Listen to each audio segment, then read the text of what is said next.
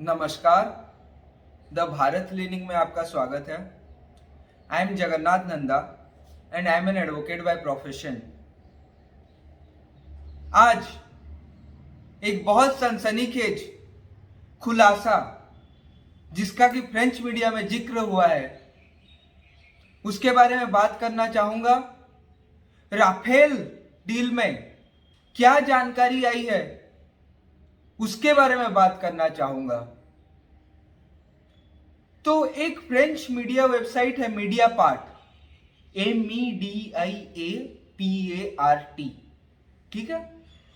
उन्होंने एक reports publish किया है कि इंडियन करेंसी में कम से कम 65 करोड़ रुपीस राफेल डील के टाइम कमीशन दिए गए थे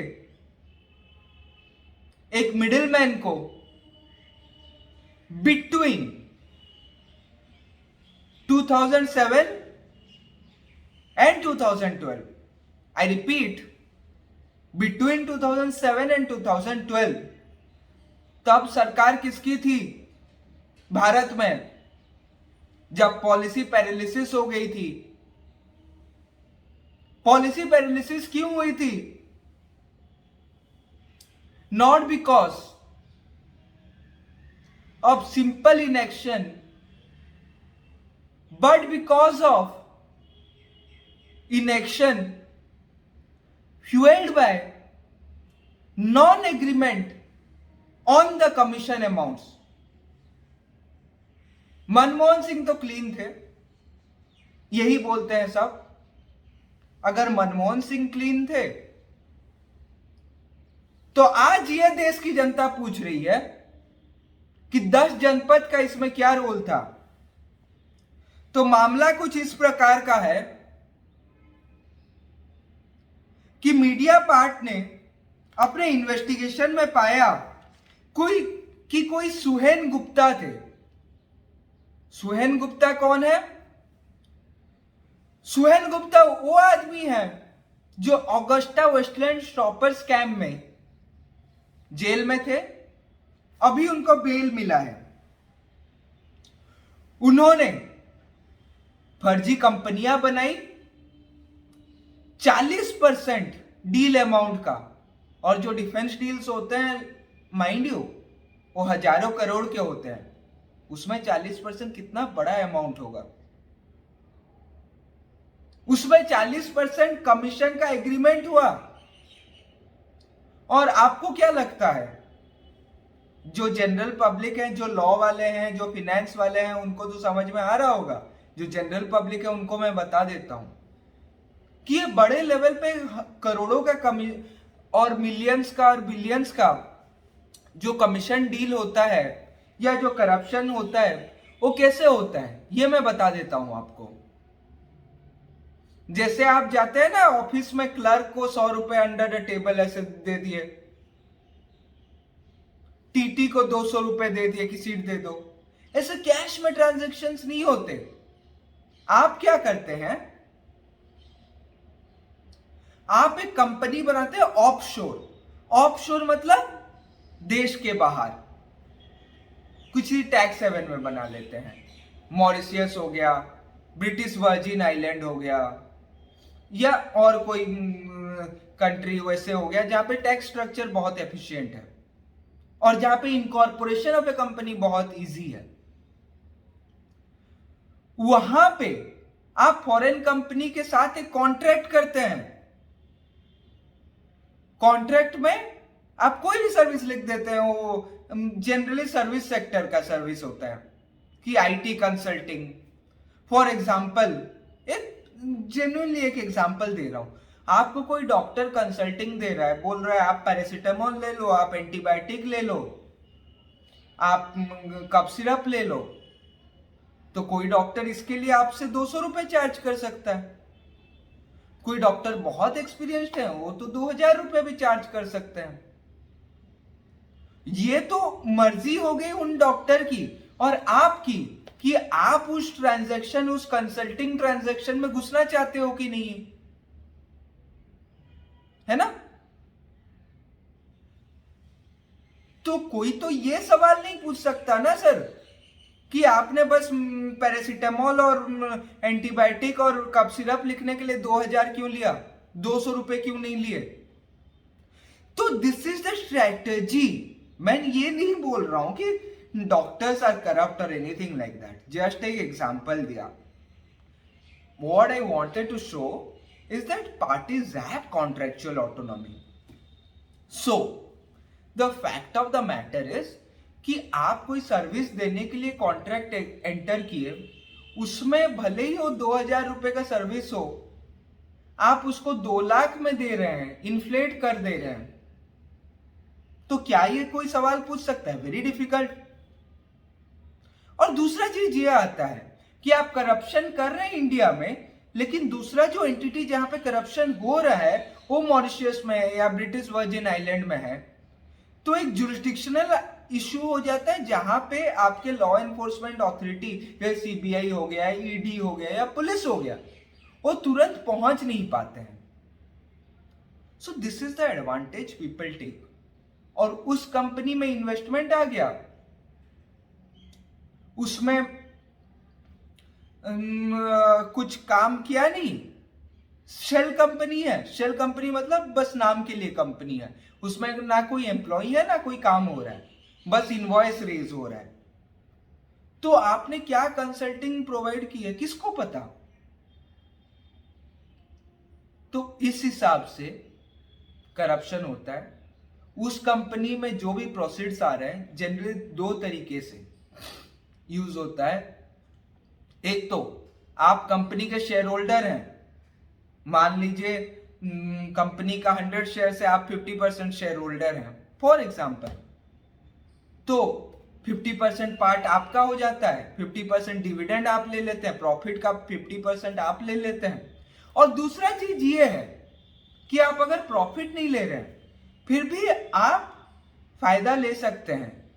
आप डायरेक्टर बन जाएंगे, प्राइवेट लिमिटेड कंपनी है, आप बोल देंगे कि नहीं, कंपनी के हिसाब से डायरेक्टर्स के लिए एक मर्सिडीज चाहिए, तो कंपनी वो एक मर्सिडीज आपके लिए खरीद लेगा, लेकिन वो आपका एक एक्सपेंस है।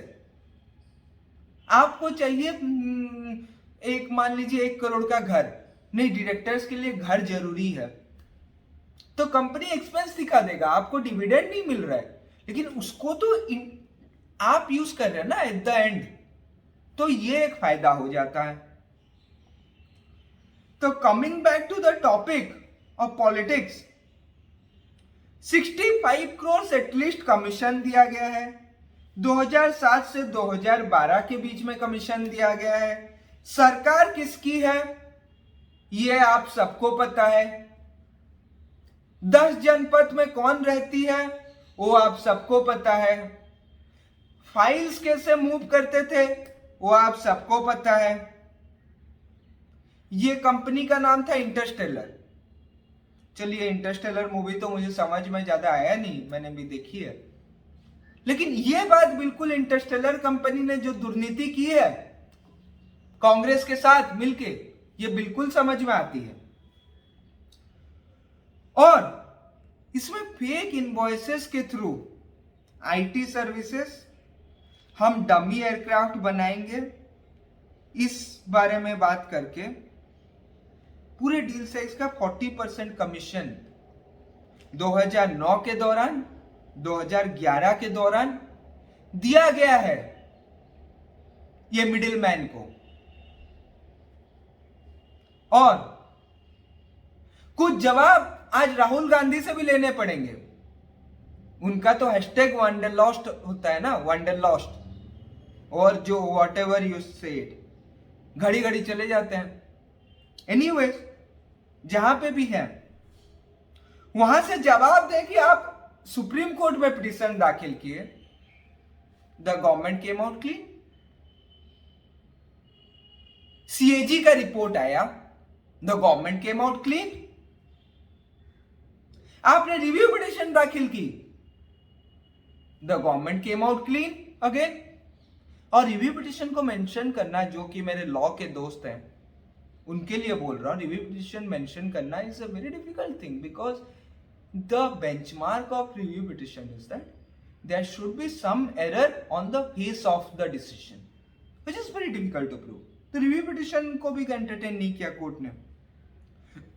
तो राहुल गांधी जो ये बोले थे कि चौकीदार चोर है 2019 के इलेक्शन से पहले, शायद डेट ये है 11 अप्रैल 2019 को, कि चौकीदार चोर है राफेल में, उन्होंने घोटाला किया। आज तो घोटाला 2007 से 2012 के बीच में आ रहा है। क्या राहुल गांधी जवाब देंगे? क्या वो राहुल गांधी जिसने सुप्रीम कोर्ट के खिलाफ गलत इंप्यूटेशन किया था, उन्होंने बोला था कि सुप्रीम कोर्ट ने बोला कि चौकीदार चोर है, सुप्रीम कोर्ट ने बोला, हमने तो नहीं बोला, राहुल गांधी जाके माफी मांगे। क्या अब राहुल गांधी जवाब देंगे कि कौन चोर है? क्या उनके डिफेंस मिनिस्टर चोर थे? क्या मनमोहन सिंह चोर थे? या चोरी 10 जनपद से हो रही थी? जवाब दे इस बात की राहुल गांधी, ये जनता आज मांग कर रही है। और कुछ सवाल बीजेपी से भी है।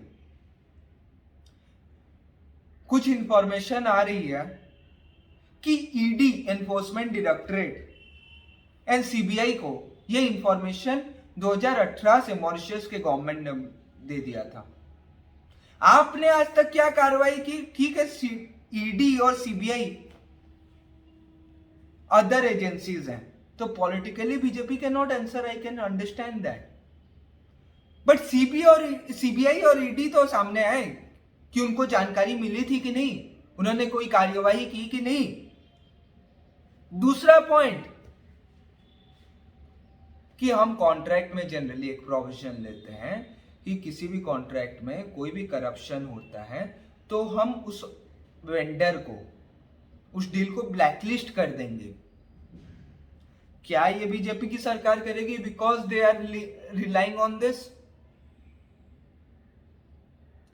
I know it will create a difficult situation because defense contracts के बाद फिर डिफेंस प्रोक्योरमेंट करना, it will take years, so it may not be practical to exercise this clause, but BJP को ये क्लियर करना चाहिए। और आप बोल रहे हैं इन्वेस्टिगेशन चल रहा है, संबित पात्रा जी भी आए थे, वो बोले, नलिन कोहली जी भी मीडिया में आए थे, वो बोले कि इन्वेस्टिगेशन चल रहा है। लेकिन सर, वो इन्वेस्टिगेशन ऑगस्टा वेस्टलैंड के मामले में चल रहा है। आपने क्या कोई सेपरेट एफआईआर रजिस्टर किया इस मामले में? इसका जवाब देना पड़ेगा। राफेल के मामले में आप किन किन के खिलाफ एफआईआर किए, यह जवाब देना पड़ेगा। देश की जनता इसी चीज का वेट कर रही है, बीजेपी से भी। कांग्रेस वाले तो बेहद ही बेशरम है। जितने स्कैम इनके टाइम में हुए वो तो कोई रिकॉर्ड है। जीप स्कैम नेहरू जी के समय से हो रहा था, लेकिन मोदी जी से तो कुछ इस देश की जनता एक्सपेक्ट कर रही है। तो आपने क्या पदक्षेप लिया, ये क्लियर कीजिए। ये आपसे निवेदन रहा। If you want to know something more, let me know in the comments below and I'll try to clarify that. Namaskar.